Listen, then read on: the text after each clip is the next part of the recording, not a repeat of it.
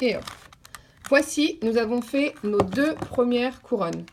1, 2, 1, 2, 1, 2, 1, 2, magnifique. Ensuite, nous allons tourner notre cube et essayer de voir la face opposée donc au blanc qui est la jaune.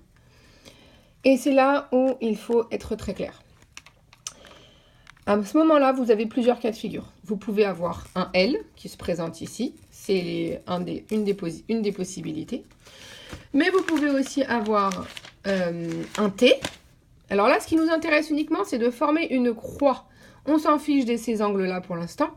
Tout ce qu'on veut pour l'instant, c'est de former une croix centrale avec du jaune au milieu. Donc, on peut avoir soit une barre, soit un T, comme ça, soit un L, ou soit on peut avoir un angle, donc avec ici jaune et là tout jaune entier. Mais tout ce qui compte pour nous, ce n'est pas les angles ici, ce sont la croix. Donc, pour obtenir une croix, on se met bien face avec cette forme comme ça, hein, pas comme ça, pas comme ça, pas comme ça, mais bien comme ça. C'est un L inversé. Voilà. Donc, on se met comme ça, face à notre L. On va lever un peu.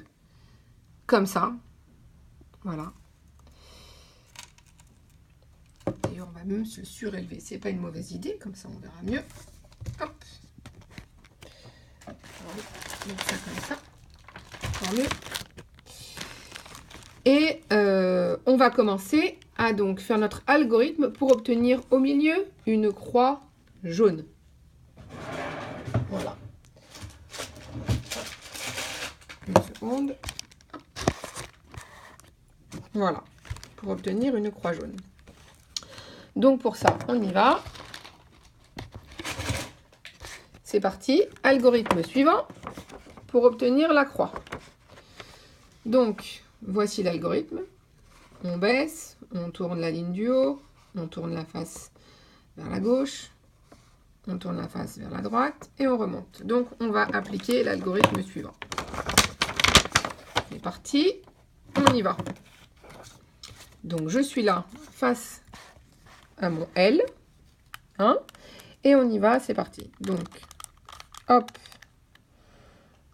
Non, c'était pas le bon. Donc, on commence donc là.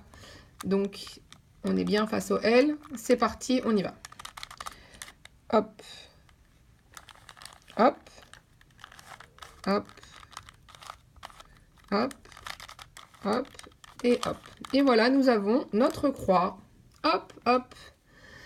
Alors maintenant, le deuxième problème qu'il faut résoudre, c'est qu'il faut que les arêtes de la croix soient en accord avec les couleurs. Donc là, nous avons une croix jaune, mais là, il y a un orange et un bleu, donc ça ne va pas. Là, nous avons une croix jaune avec un rouge, et ça va avec la face qui touche. Là, la croix jaune avec le vert, ça marche aussi. Et là, la croix jaune avec l'orange, ça ne marche pas. Donc, pour toutes les couleurs soient respectées, donc les arêtes soient tous de la même couleur, on se place sur une face où la couleur de l'arête n'est pas bonne. Il faut que, à droite de vous, la couleur de l'arête soit correcte. Hein. Ça sera automatique, donc il n'y a pas de problème. À droite, la bonne couleur. En face de vous, c'est pas la bonne couleur. On est toujours avec cette croix. Hein, notre étape là, c'est que les couleurs ici soient identiques. Et on fait l'algorithme suivant pour aligner les arêtes. Voilà. Aligner les arêtes. On monte, on tourne, on descend, on tourne, on monte. C'est très flou, excusez-moi. Alors, on recommence. Voilà l'algorithme suivant pour aligner les arêtes. Ok, je le repose et je le fais. C'est parti, je me mets face, comme on l'a dit, à la mauvaise couleur et on y va. Hop, hop, hop, hop, hop, hop, hop, hop. Voilà, donc là, on va tourner. Et là, on se retrouve avec une croix jaune, avec les arêtes bien placées. Voilà. Maintenant, les deux dernières étapes, c'est les 4 coins qui nous restent à placer. Sachant qu'il faut que... On s'en fiche de savoir si les coins ont les bonnes couleurs. Tout ce qui nous intéresse, c'est savoir s'ils sont bien placés. Par exemple, ce coin-là, est-il bien placé?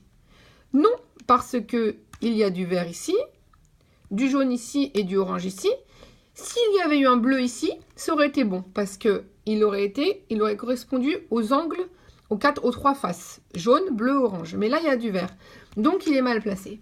Si on tourne, là, nous avons un coin bleu, un coin rouge, un coin orange, il est mal placé. On tourne, un coin vert, un coin rouge, un coin jaune. Elle est bien placée, mal orientée, mais bien placée. Pourquoi ? Parce que, comme on vient de le dire, il y a du vert sur cette face, du rouge sur cette face et du jaune sur cette face. Donc, ce coin-là, il doit être ici, mais il doit être mieux orienté. Donc, quand vous aurez, en fonction des cas de figure de votre Rubik's Cube, vous aurez soit un coin bien placé, soit 0 coin bien placé, ou soit, par chance, 4 coins bien placés. Si vos 4 coins sont bien placés, pas besoin de faire l'algorithme suivant. S'il y a un coin de bien placé, vous faites l'algorithme que je vais vous montrer. S'il y a 0 point de bien placé, vous faites l'algorithme que je vais vous montrer, mais 2 fois de suite. Pourquoi 2 fois de suite? Parce que là, nous avons un coin qui est bien placé. S'il avait été mal placé, je me serais placé à partir de n'importe quel coin, peu importe lequel, j'aurais fait mon algorithme et j'aurais trouvé un coin bien placé. Et une fois que mon coin est bien placé, j'aurais refait l'algorithme pour que tous mes coins soient bien placés. Voilà pourquoi est-ce que si vous n'avez aucun coin de bien placé, vous le faites 2 fois. Un coin de bien placé, une fois. 4 coins de bien placés, vous ne me faites pas cet algorithme. Voilà. Donc moi, je vais le faire une fois parce que j'ai un coin de bien placé. D'accord? Et je me mets où? Je me place par rapport à mon coin qui est bien placé. Donc celui-ci, c'est mon coin qui est bien placé. Je me place bien ici. Et on y va, c'est parti. Je vous montre l'algorithme. Donc 4, 0 ou un coin. Voilà l'algorithme qu'il faut suivre. On monte, on tourne, on remonte, on tourne, on descend, on tourne, on descend et on tourne. Encore une fois, ce n'est pas obligatoire de faire cet algorithme si vous avez 4 coins de bien placés. Voilà, c'est l'avant-dernière étape du Rubik's Cube. Donc on y va, on se place là et on y va. Hop, hop, hop, hop, hop, hop, hop et hop. Et là, nous avons nos 4 coins de bien placés. Bon, celui-ci, non seulement il s'est bien placé, mais il s'est bien orienté. Celui-ci n'a pas bougé, c'était notre coin de tout à l'heure. Celui-ci s'est bien placé et s'est bien orienté. Et celui-ci, il est bien placé aussi, mais mal orienté. Donc, nous avons donc 2 coins qu'il faut bien placer. Et voilà la dernière étape du Rubik's Cube, qui est la plus, on va dire... comment on dit, tricky, comme on dit en anglais. Donc, la manipulation est facile, mais on peut avoir tendance à se dire, mince, on va rater, parce que tout va se mélanger. Mais ce n'est pas grave, on ne désespère pas. Donc, pour faire le dernier angle, voilà, là, on a un angle jaune. Et l'angle jaune, on veut qu'il soit là. Donc, on va faire le dernier algorithme, mais notre seul but pour l'instant, c'est que l'angle jaune soit au-dessus. On s'en fiche du reste.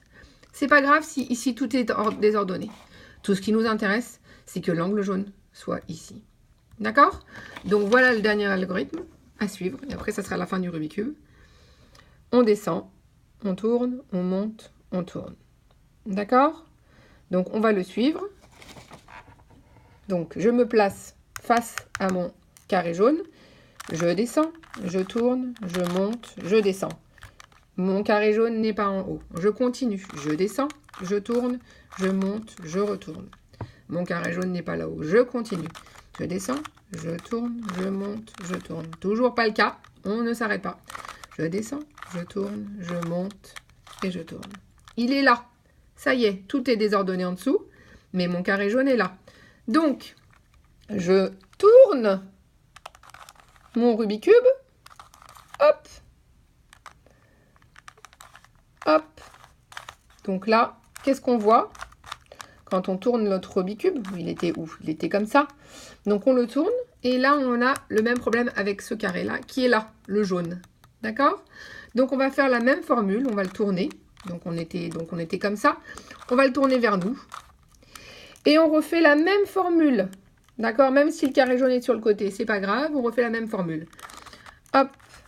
On tourne, on monte et on continue. On descend, on tourne, on monte, on tourne.